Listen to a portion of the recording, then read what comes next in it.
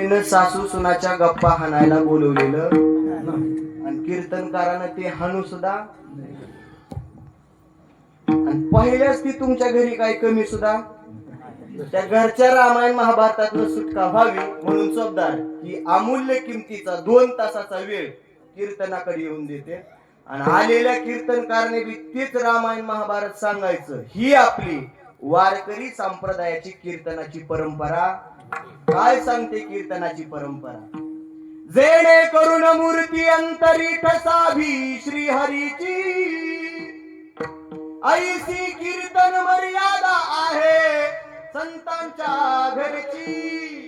संत सांगतात कीर्तनातील एकाच शब्दाने जरी ऐकणाऱ्यांच्या हृदयावरती तो एक शब्द कीर्तनातला कोरला आणि त्या एका शब्दाने जरी एखाद्याचं आयुष्य बदललं ना तरी कीर्तन सार्थक झालं. विठ्ठला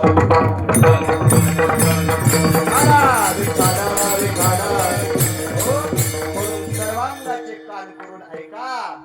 नाथ महाराज संत या जगात का अवतारी झाल्याची 2 कारण सांगतात. त्यातलं प्रमुख पहिलं कारण आहे संत या जगामध्ये अवतारी झाले ते तुमच्या आमच्यासाठी. अज्ञानी आडरानानी मार्गाने धावणार जग सन्मार्गाला लागावं याच्यासाठी संतांचा अवतार आहे.